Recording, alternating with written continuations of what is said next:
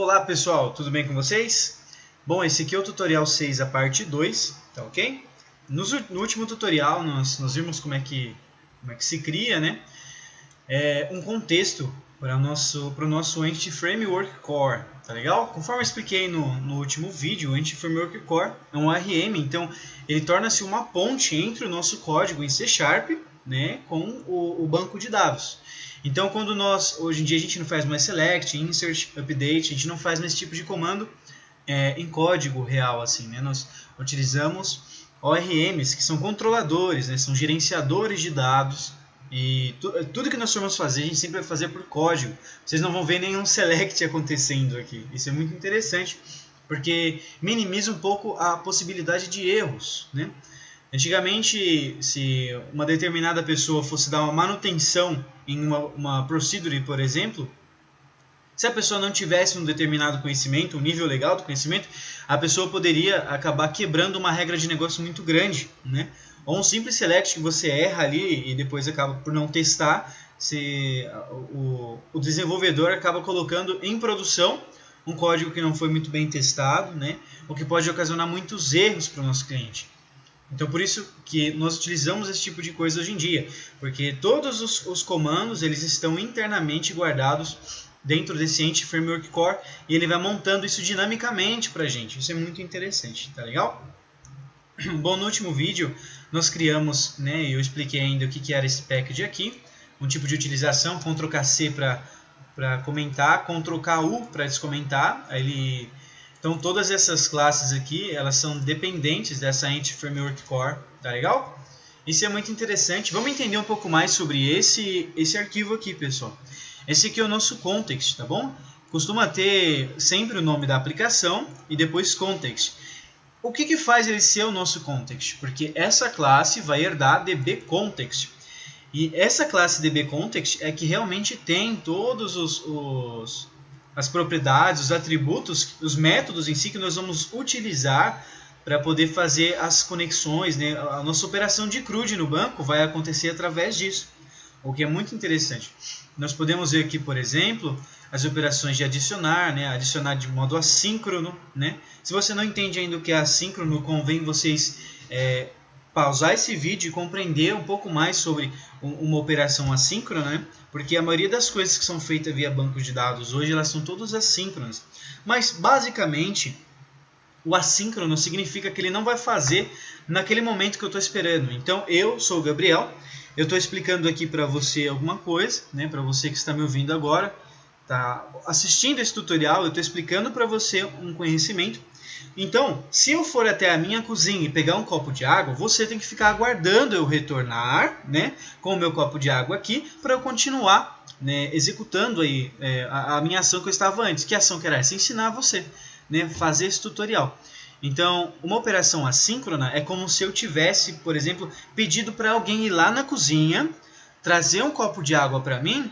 Enquanto isso, eu continuo dando a aula para você. Isso é um processo assíncrono, né? É como eu ramifico a thread que está executando a ação principal para que ele vá fazer uma outra coisa para mim e depois me retorne o resultado, tá bom? A gente usa isso, é só colocar... Sempre que vocês virem algum método, né, assim, basta colocar o mouse em cima que ele mostra esse usage aqui embaixo. Ó. Entity entry x igual a await add async. O que significa isso? Esse await significa que, por mais que seja uma operação assíncrona, eu vou esperar você terminar de executar isso aqui, para depois eu receber esse valor x. Então, add async vai acontecer, ele vai executar isso aí de forma assíncrona, e quando ele retornar um valor, ele vai assinar na variável x, que é uma entity entry. Tá bom? Bem basicamente mesmo, depois procurem mais sobre isso, que é muito interessante. Tá legal? Aqui embaixo a gente tem a ddrange ainda, ó, que é quando você tem que adicionar uma lista de objetos no seu banco de dados. O find, as operações de find async, né? Query, quando você quer realmente fazer quer montar como se fosse um código, um SQL. Digamos que você queira montar a sua query com SQL, você consegue fazer assim também. O que eu acho muito interessante. Então esses são recursos, ó, a parte de update também. Save changes, então quando a gente remove ou cria, né, ou faz um update, ele não salvou ainda a alteração. Porque vamos entender o que acontece aqui. Quando nós utilizamos o entity, pessoal, e nós, vamos lá, encontramos, eu tenho dentro do meu entity, eu tenho o meu banco de dados, e lá dentro do meu banco de dados tem a tabela usuário, né? No banco de dados tem a tabela usuário, e no meu código em C# eu tenho a classe usuário, tá bom? Então, eu fui lá no meu código em C#, né, no ASP.NET Core aqui, eu utilizei o Entity Framework e falei assim, ó, busque o usuário no banco de dados cujo ID é 2, por exemplo. Então, ele vai me trazer esse usuário com o ID 2 e vai assinar esse usuário. É como se ele assinasse, como se ele fizesse uma assinaturazinha dentro daquele objeto. Então, eu fui lá no banco de dados, trouxe esse usuário para o meu código, ele acabou de se tornar um objeto usuário, né? E agora, o Entity Framework Core, ele tem uma inteligência, o Entity Framework em si, ele tem uma inteligência para falar, ó, a linha tal lá no banco de dados é referente a este usuário aqui. Então, se eu alterar alguma coisa nele depois der esse save changes aqui no final, né? O que ele vai fazer? Ele vai comparar, ó, esse aqui foi o usuário que eu trouxe do banco. Tem alguma alteração nele? Se tiver alguma alteração nele, execute essa alteração. Então, é bem interessante. Então, é como se o Entity Framework ele pegasse o usuário, então, o registro que está no banco de dados, né, e associasse ele a um objeto que está dentro do meu código, o que é muito interessante. Tá legal, pessoal? Bom, continuando, temos aqui, então, mais uma vez, a do controller, né, que é a nossa controller que já havia aqui, sem nenhuma execução aqui dentro, né, a gente só manteve aquilo que já tinha, tá bom? Temos o nosso to-do context aqui, que é o nosso último código que nós criamos. Vamos continuar agora o tutorial do Microsoft, tá ok? Ele fala pra gente, né, depois de adicionar o contexto do banco de dados, registrar esse contexto do banco de dados. E ele registra esse contexto do banco de dados de que maneira? Através da injeção de dependência. Eu fiz um vídeo somente com injeção de dependência, então convém, né, se você não compreendeu ainda, assistir esse vídeo que eu falei um pouco sobre injeção de dependências e procurar, né, tutoriais, artigos somente sobre isso, que é uma parte bem interessante. E ele fala aqui para nos atualizarmos o nosso arquivo startup.cs, que eu também já expliquei em outro vídeo o que é, com o código que está em evidência, né, o código que está mais clarinho aqui, ó. Então vamos ver desde o começo aqui o que está mais clarinho. Esse aqui está amarelo, esse aqui também está em amarelo, né? E mais para baixo aqui dentro do método configure services que eu expliquei para vocês, que ele é chamado em tempo de execução da aplicação. Ele é um método chamado sozinho. Nós vamos acrescentar essas linhas aqui, tá legal? Então vamos lá no nosso código. Para começar, nós vamos copiar esses usings aqui exatamente como ele está explicando, dentro do nosso arquivo startup.cs. Tá legal? Vamos colar aqui. Beleza. Voltando lá mais uma vez. Copiando nossos models aqui. Bom, ele tá cinza fraquinho porque ainda não foi utilizado, né? Ele vai ser utilizado quando a gente copiar o resto do código aqui embaixo. Dentro de Configure Services, nós temos esse carinha aqui. Vamos trazê-lo para cá. Configure Services. Oh, legal. Show de bola. Olha aqui, que belezinha que fica. O que nós estamos fazendo? Agora nós estamos dizendo para a nossa aplicação que quando nós quisermos, agora eu estou dentro desse arquivo to-do context aqui, então eu quero que ele traga para mim todos os to-do items do banco de dados. Ele só vai conseguir fazer isso porque eu registrei o meu contexto nessa aplicação aqui. Então dentro dos services dessa aplicação, eu acabei de adicionar o contexto, né, esse add context aqui, e enviei o meu contexto. Que contexto que é esse aqui? Quando eu falo contexto, nada mais é da classe do que uma classe. A classe que a gente criou. Coloquei o cursor em cima, estou apertando F12, aí ele veio para cá, exatamente na classezinha que nós tínhamos criado, tá legal? E isso aqui é um outro recurso muito interessante do ASP.NET Core, pessoal, é esse Using Memory Database aqui. Significa que nós não temos que utilizar um SQL Server ou um SQL Server Express na nossa máquina.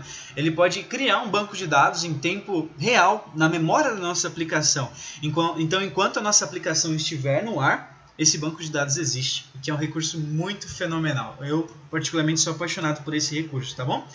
E isso aqui, por exemplo, vocês podem colocar o nome que vocês quiserem, né? Isso aqui é mais como String Database Name. É o primeiro recurso, o primeiro parâmetro que ele recebe aqui, é esse database name, tá bom? Então eu vou apagar isso aqui Digamos que eu quisesse colocar um outro nome. Aí eu poderia colocar to do db, por exemplo.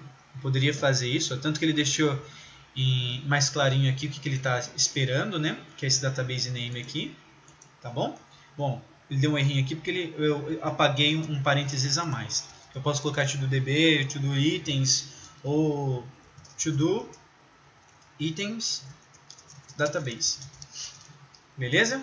A gente pode renomear isso aqui, é bem dinâmico, tá legal? É só uma chavezinha que ele vai utilizar para poder obter as informações do banco de dados. Tá bom, pessoal? Bom, pessoal, continuando, vamos agora continuar o tutorial. Não pede para nós colocarmos nada além do que já estava lá no nosso arquivo. Aí ele orienta a gente a fazer aquilo que eu já tinha explicado para vocês, que é remover, né, os usings que não estão sendo utilizados, né, que ele mesmo nos sugere, né, aquilo que, eu não estou utilizando isso aqui, você pode tirar esse cara. Apertando, como eu já tinha explicado, Ctrl RG ele já faz isso, tá bom? Além de fazer isso, ele ainda ordena, como é possível ver aqui, ele vai ordenar essas três libraries aqui em cima. Muito interessante, né? Bom, ele ordena de forma alfabética, tá bom? Ele ordena de maneira alfabética. Bom, aqui,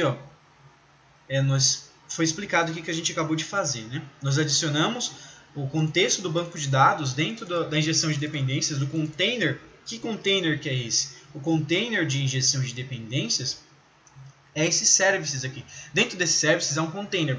Vamos imaginar o que é um container. Para quem nunca viu um container, pessoal, é aquilo que os navios carregam, né? Vamos só abrir as imagens aqui. Então, qual que é o intuito, né, de um container?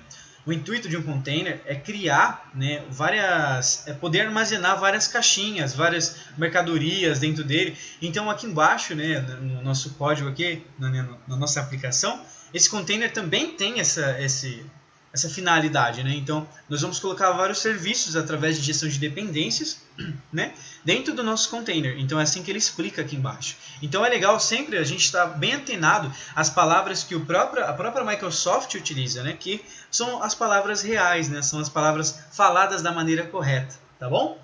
Então esse aqui é um container, né, para quem nunca havia visto, né, e ele guarda bastante caixinha ali dentro. Isso é um contexto real para a gente também.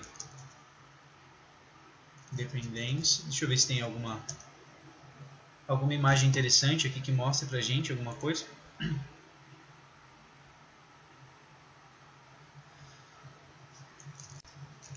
Bom, aqui tem um pequeno exemplo para a gente dar uma olhada, né? Não prestem atenção no que está falando ali dentro, mas é mais para a gente ver as coisas como se fossem caixinhas mesmo.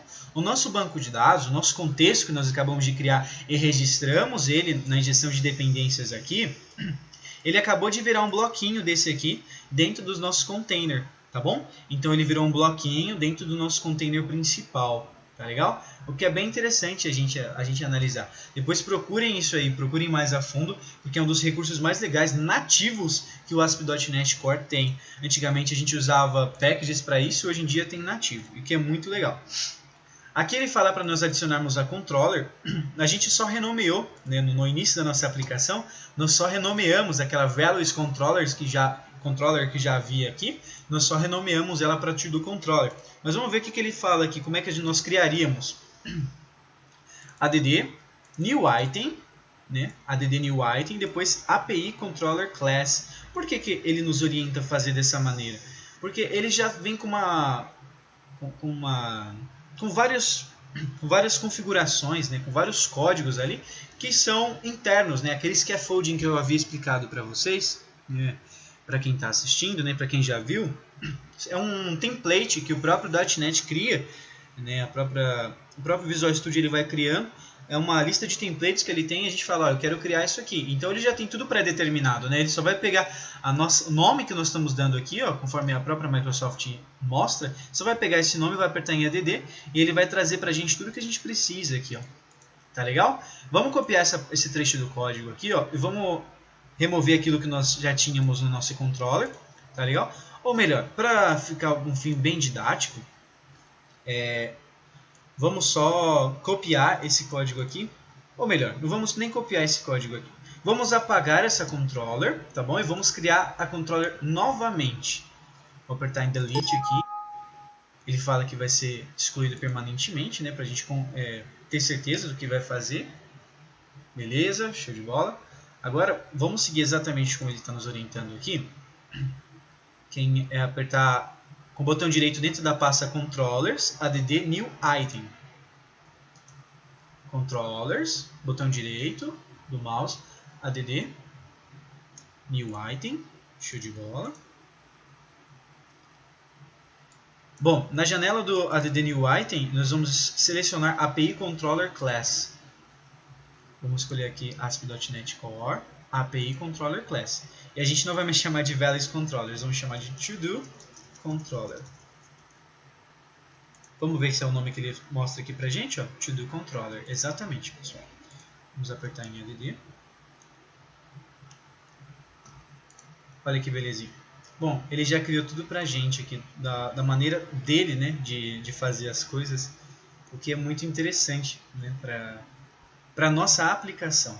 Tá legal? Bom, então, ASP.NET Core MVC, belezinha.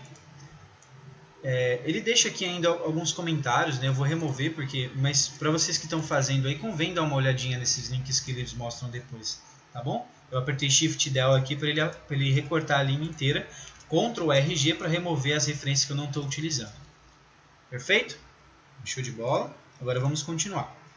E ele fala aqui pra gente, ó, replace the template code with the following code, ou seja, vamos substituir tudo aquilo que o scaffolding fez pra gente com esse código aqui.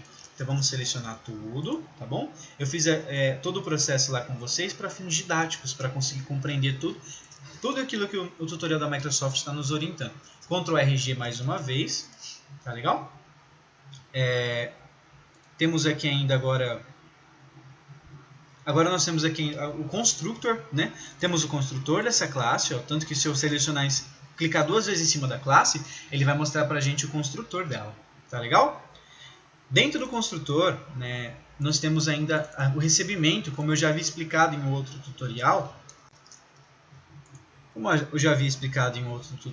Pessoal, essa To-Do Controller aqui é um constructor que vai assinar o nosso contexto que está declarado aqui fora, né? Mais uma vez, a injeção de dependências ela não funciona somente para interfaces. Se você já viu outro vídeo, você vai saber do que eu estou falando, tá legal? Não funciona somente para interface, mas funciona também para o nosso contexto, né? O nosso contexto ele tem um jeito diferente, né? Porque ele herda de DB Context, então ele tem regras específicas para ele, tá bom? Dentro da nossa To-Do Controller, mais uma vez, então, temos aqui o nosso underline context, que vai receber context, está vindo do construtor, né? Porque por causa da injeção de dependência que é feita nativamente, quando essa classe se iniciar, né? O primeiro lugar que ela vai passar é por esse construtor. E quando passar pelo construtor, isso aqui já vai ter um valor. É como se ele criasse uma nova instância, só que de um jeito inteligente, que não consuma muita memória, né? E assinasse o nosso underline context com esse contexto que está vindo aqui, tá bom? É como se eu pegasse uma variável e atribuísse um valor a ela, é o que está acontecendo aqui. E agora, pessoal, esse vídeo está um pouco mais longo, deu 18 minutos já, mas é que o assunto é um pouco maior, né? No nosso contexto, nós temos ainda To-Do Items. O que é esse To-Do Items, pessoal? Vocês lembram que nós copiamos o arquivo da Microsoft de To-Do Context aqui do lado, ó, dentro da pasta Models, To-Do Context. Quando nós copiamos e colamos aqui, nós copiamos junto esse DB7 de To-Do Item. O que é To-Do Item, pessoal? To-Do Item é a nossa classe, certo? A nossa classe que contém o ID, o nome, os detalhes e se está completo ou não. O nosso DB7 significa, vamos colocar o mouse em cima só para nós conseguirmos compreender. O mouse em cima, ele mostra para a gente a explicação disso aqui que a própria Microsoft oferece, né? Se a gente apertar F12 em cima desse carinha aqui, ele vai abrir para a gente aqui, aqui ó, eu acabei de clicar 2 vezes em cima para poder expandir essa reticências, tá bom? E aqui é a explicação que ele está mostrando para a gente lá, tá legal? O nome disso aqui é Summary. Se nós quisermos criar nosso próprio summary, nós podemos vir aqui, por exemplo, digamos que eu quisesse criar este to-do items, tá bom? Eu vou criar um summary para ele, uma documentação para ele. Eu vou escrever barra, vou apertar barra 3 vezes, ó, 1, 2, 3, ele já vai criar summary para mim. Vocês viram? E quando ele criar summary para mim, eu posso colocar uma explicação aqui. This is an amazing observation of to-do items. Tá legal? Com isso, pessoal, em todo lugar que to-do items for referenciado, isso aqui for referenciado nesse DB7, quando eu colocar o mouse em cima, ele vai mostrar essa documentaçãozinha que eu acabei de fazer. Uma dica, pessoal, vocês podem ver que todas as alterações que eu faço, eu já aperto Ctrl S, tá bom? Sempre salvem tudo, porque a gente nunca sabe o que pode acontecer com a nossa máquina, né? Pode ocorrer algum problema súbito e vocês podem vir a perder alguma parte do código e tal. Então, sempre que vocês fizerem qualquer alteração mínima que for, dá um Ctrl S, tá bom? Para poder salvar. É a mesma coisa de vir aqui e apertar no disquetinho. Então, mais uma vez, ó, dentro desse to-do items, quando eu colocar o mouse em cima, é a documentação, é o summary, tá legal? Então, eu poderia colocar uma outra coisa aqui. And Elson property. Beleza? Aí, se eu, por exemplo, lá na nossa controller, tem to-do items aqui, né? Então, eu vou colocar o mouse em cima e olha só que legal. And Elson property. Tá legal? Se eu apertar F12, ó, cliquei em cima, coloquei o cursor, apertei F12, nós vamos parar lá no nosso DB7, tá bom? Coloquei isso aqui apenas para fins didáticos, mas esse DB7 aqui nada mais é do que a nossa tabela no banco de dados. Por que a nossa tabela? Porque to-do item é um item, né? É uma classe que representa vários objetos, né? Trabalhando com orientação a objetos, isso aqui é uma abstração de to-do item, né? Vamos dizer assim que é uma tarefa na vida real. É uma abstração da tarefa na vida real sendo representada através de uma classe. Então, se nós estivéssemos escrevendo no nosso caderno, vou criar aqui uma lista de tarefinhas para mim. Eu ia ter um título, né, os detalhes, se eu completei ou não. E o ID é o identificador único para esse item específico, tá bom? Então, quando a gente cria um DB7, nada mais é do que uma lista. Tanto que aqui a gente colocou um Szinho no final. A própria Microsoft sugere isso. Por quê? Porque é uma lista, tá bom? Então, nós temos o nosso contexto e nós temos dentro dele uma lista de itens, tá bom? De to-do items, que é a nossa tabela no banco de dados. Então, quando nós vimos aqui em context.todo items, nós estamos acessando o banco de dados, o que é muito interessante. Estamos acessando o banco de dados, ele faz uma contagem em tempo real e verifica se não tem nenhum item lá, né? Não tem nenhum item lá, então ele vai criar. Olha só que interessante, ó. Create a new to-do item if collection is empty. Ou seja, se a coleção está vazia, né? Se a coleção, que coleção que é essa? Se a tabela to-do items está vazia, então ele vai criar, tá bom? Vou apagar isso aqui porque já está bem claro, né? Se nós quiséssemos criar um outro, por exemplo, nós poderíamos dar um Ctrl D aqui de duplicate. Eu posso colocar aqui item 2, por exemplo, item 3 e assim por diante, tá bom? Então, quando nós iniciarmos apertarmos em ES Express, ele vai passar por aqui. E quando ele passar por aqui, pessoal, ele já vai automaticamente acessar o banco de dados. Que banco de dados é esse? Como eu já havia explicado, é o banco de dados na memória. Gabriel, mas eu não estou vendo aqui nenhuma connection string. Como é que eu vou acessar o banco de dados? Não, você não vai acessar. Esse banco de dados ele é exclusivamente na memória, tá bom? É na memória da aplicação aqui, como é possível ver, ó, tá bom? Então, enquanto a sua aplicação estiver no ar, enquanto eu não vim aqui, der um cancel, um stop, a aplicação vai estar no ar com todos esses carinhas aqui. Lembra que eu expliquei sobre o Save Changes, pessoal? Então, a gente está adicionando aqui, mas ele não foi lá no bump e adicionou ainda. Ele está adicionando ao contexto. Né? Adicionando ao contexto, na lista de to-do items, ele está dando um add, né? Um adicionar, um novo item. Agora, quando eu escrevo esse save changes aqui, ele executa através desses dois parênteses, esse método está sendo executado, aí sim ele está indo lá no banco de dados, pegando os meus dados do contexto e salvando, tá bom? Bom, pessoal, esse vídeo ficou um pouco maior do que eu imaginava, mas acredito que deu para dar uma clareada boa sobre o que está acontecendo aqui, tá bom? Fica assim então até o próximo vídeo.